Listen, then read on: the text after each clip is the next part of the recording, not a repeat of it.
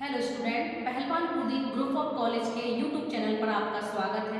मैं assistant professor साधना नागर, इतिहास विभाग से पहलवान खुदी महिला महाविद्यालय से बीए 6th सेमेस्टर के पेपर गांधी युग एवं जन आंदोलन लेकर के उपस्थित हुई हूँ। आज हम गांधी जी का भारतीय राजनीति में प्रवेश पर चर्चा करेंगे। इससे पिछले वीडियो में हम गांधी जी का जन्म, पारिवारिक पृष्ठभूमि एवं दक्षिण अफ्रीका आगमन, उसके पश्चात रंगभेद नीति एवं दक्षिण अफ्रीका में जो उनके साथ अपमानजनक व्यवहार हुआ उसके बारे में चर्चा कर चुके हैं।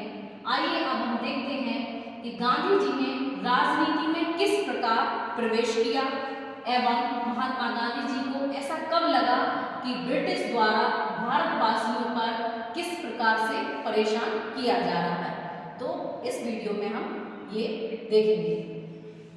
जब गांधी जी इंग्लैंड से पढ़ाई पूरी करके बैरिस्टर बन करके भारत वापस आते हैं, तब उन्हें एक केस लड़ने के लिए दक्षिण अफ्रीका जाना पड़ता है।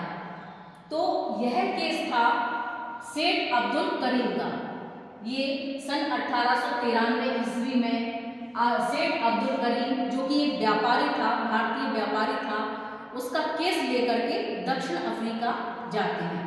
वहाँ वो देखते हैं कि भारतीयों के साथ अंग्रेज ब्रिटिश शासक किस प्रकार का व्यवहार करते हैं।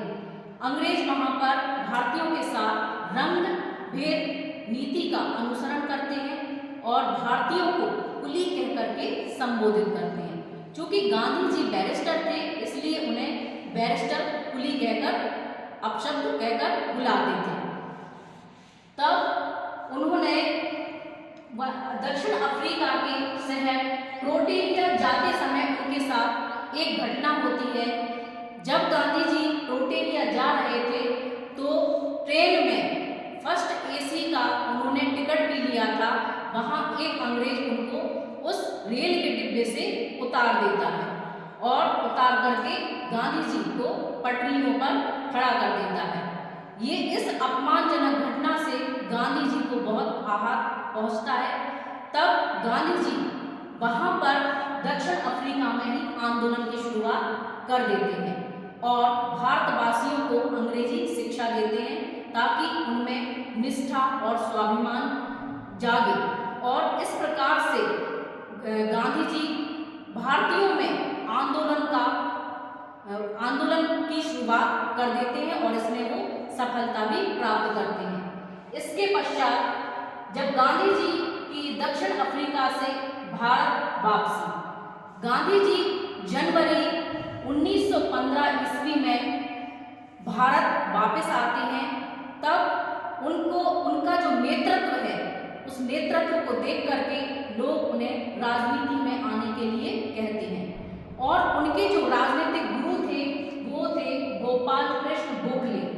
वह उन्हें बताते हैं, जो उनके सलाहकार रहते हैं वो उन्हें बताते हैं कि अभी राजनीति में आने का सही समय नहीं है। और वह कहते हैं ठहरो और स्थिति का अध्ययन करो। इस प्रकार से गांधी जी अपने ही लोगों के बीच जाते हैं और स्थिति का पूरा अध्ययन करते हैं। इसके लिए सबसे पहले खिलाफत आंदोलन जो 1919 में हुआ उसको छेड़ देते हैं। इसमें अंग्रेज हिंदू और मुसलमानों को लड़ाने का कार्य करते हैं। तब हिंदू और मुसलमानों के बीच ऐसी खाई बनाना चाहते हैं जिससे कि वह अपने साम्राज्य की जड़ों को मजबूत कर सके। लेकिन गांधी जी ने हिंदू और मुसलमानों के बीच के विभाजन को रोकने का भरसक प्रयास किया और वह सफल भी हुए।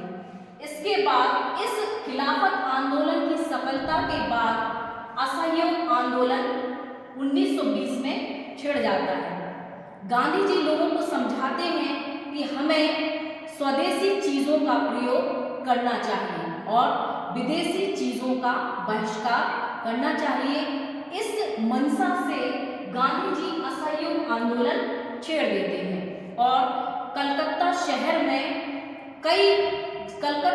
के बाजारों में, दुकानों में जितनी भी विदेशी वस्तुएं थी उन सबको बाहर फेंका गया, निकाला गया और उनकी गोली जलाई गई। इसके बाद जब असहयोग आंदोलन चल ही रहा था तब 1922 ईस्वी में इसे रोकना पड़ा, क्योंकि इस समय एक घटना उत्तर प्रदेश के गोरखपुर ग्राम में हुई, जिसे चोरी चोरा के नाम से जाना जाता है। उत्तर प्रदेश के गोरखपुर जिले में चोरी चोरा स्थान पर यह घटना हुई। इसमें आंदोलनकारी एक जुलूस निकाल करके अंग्रेजों के खिलाफ प्रदर्शन कर रहे थे। तो इस जुलूस पर पुलिस वालों ने अंधाधुंध गोलियां चला दी। जब गोलियां समाप्त हो गई तो वो जाके एक थाने में छिप गए। जब एक थाने में छिप गए तो आंदोलनकारियों ने उस थाने में आग लगा दी और आग लगाने से वह थाना जलकर खाक हो गया और उसमें 21 जो सिपाही थे वो जलकर मर गए। क्योंकि गांधी जी सत्य और अहिंसा के पुजारी थे, इसलिए उन्होंने इस आंदोलन का विरोध किया और आंदोलन ना करने की ठान ली। इस तरह से गांधी जी ने 1922 के बाद कोई आंदोलन नहीं किया। फिर सन 1930 में दूसरा आंदोलन आया, जिसे दांडी मार्च, नमक आंदोलन एवं सविनय अवज्ञा आंदोलन भी कहते हैं। यह आंदोलन, इसमें गांधी जी ने नमक बनाकर, समुद्र के किनारे नमक बनाकर नमक कानून को तोड़ा।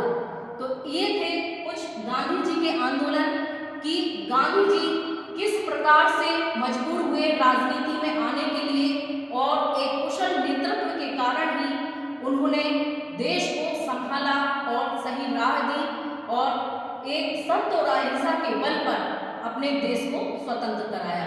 धन्यवाद।